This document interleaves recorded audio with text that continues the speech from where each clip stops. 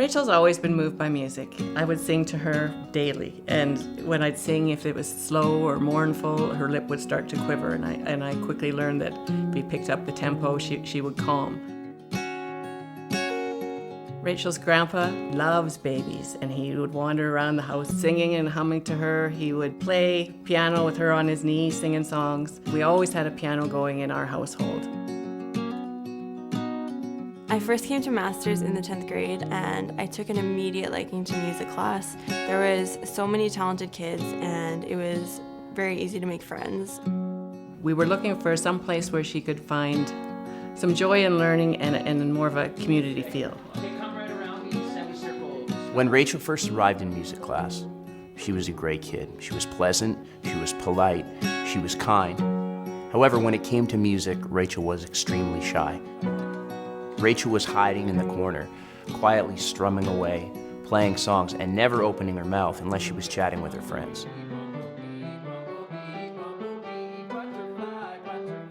Every Friday as a class, we would have Showcase. Showcase was about showcasing your progress. It wasn't about showcasing your perfection. It was an opportunity to put yourself out there and get feedback from your friends. If they wanted to rap, they could rap. If they wanted to sing, they could sing. If they wanted to play a piece on an instrument, they could do so. In Rachel's case in particular, she walked into a class full of performers, kids who were unafraid to express themselves. I would watch all the other students get up and perform something they had been working on, and I was the only one who didn't do anything. I remember being 5 years old at family birthday parties and lip-syncing Happy Birthday so that none of my family members would hear me. I feel like you get the voice that you get, and you can work at it and you can practice, but there's only so much you can do with what you're given. So if I were to have gotten up and performed in front of everyone and got a bunch of negative feedback, I think it would have discouraged me and I wouldn't have wanted to sing anymore. She would come home and tell me about Showcase, and I think she was so impressed by what was going on, but a little unsure how to be a part of it.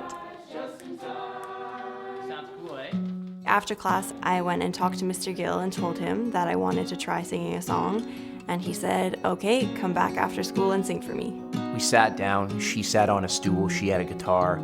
I sat on a stool, I had a guitar. And I said, hey, go ahead, sing for me what you got. I shook for about 20 minutes until he finally offered to sing me a song first. I accepted the offer, and once he was finished, I spent probably another 5 minutes shaking and hesitating to start, but I finally did it, and it was a relief. At the moment that Rachel began to sing, it's almost like it all fell away. It was totally effortless. I remember looking around just to make sure that no one had actually heard me singing through the doors. Once I left, I was pretty proud of myself. She came home and it was a total relief. I think that the feedback that she got, that he was so shocked that she could do it and positive, that she came home really kind of elated. All of a sudden she had the courage to sing immediately later in the week for everyone at Showcase. After Rachel had sung for me and after she had sung for her classmates, I decided to ask her to sing for the whole school. And she said to me, well, how many people will be there? And I said 500 to 700. But it was a conversation in passing, and I think that she thought I was joking. I asked him how many people would be there, and he said 500 to 700. I thought he was joking, so I said yes. Hi, Rachel, and I'm gonna sing Make You Feel My Love by Bob Dylan. When she sang, she quieted the entire auditorium. There were friends and teachers who had no idea that she could even sing. And after she finished, the place erupted with applause.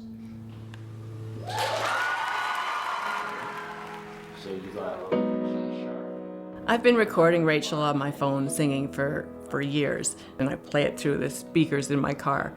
I wanted something more. I asked her for a CD, and I wondered if it was something that she could do as a project at school. Then I think she broached the subject with Mr. Gill.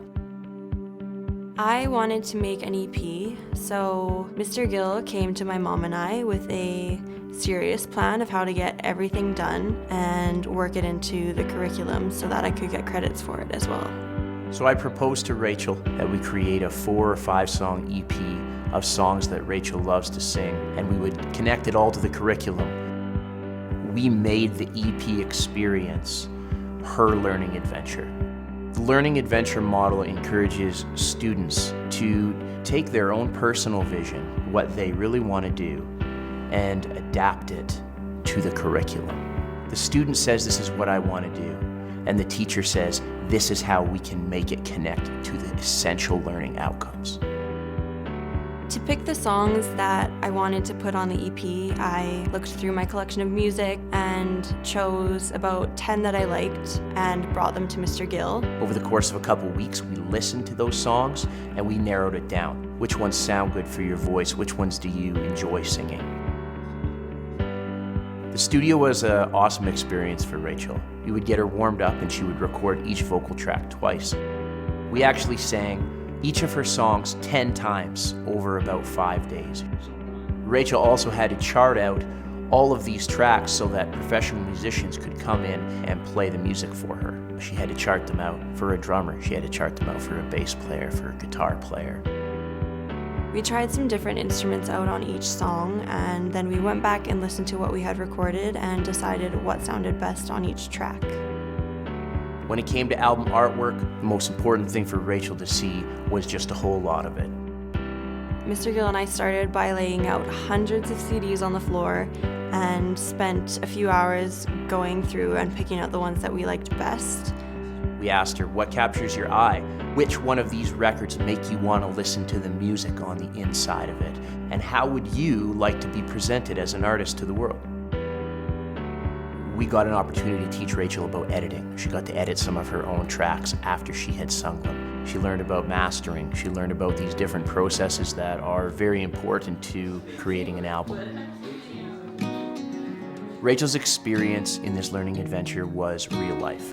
It was hands-on. She learned the processes in creating an album, in creating a music video, in putting herself out there as a young artist. She charted out charts for real musicians that real musicians had to read. She lived the life of a real recording artist. There were 123 essential learning outcomes from the curriculum that had to be learned by Rachel. This learning adventure alone actually met 105 of those essential learning outcomes. Sink or swim. Hold your breath and just dive right in. Ride the wave, just ride the wave far from where we came.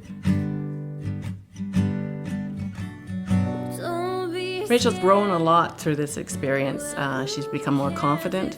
She's had people that have shown her that they believe in her, and I think it's really helped her believe in herself. let it out. Having so many people around me who believe in me and want to play music with me and help me with my music has really validated for me that I can play music and that it's something that I should continue on with. Oh, that's how we can. The learning curve has been good, but it's also opened her eyes to what this is all about. It's not as easy as you think, and if you want to do something, you've got to make the decision and put yourself into it. Rachel got the results that she wanted while achieving her essential learning outcomes, while working towards graduating, while getting all kinds of skills that are going to actually help her be a better person in her life down the road. She was at one point a kid who was too scared to sing, and now she's a kid who's happy to sing for almost anybody.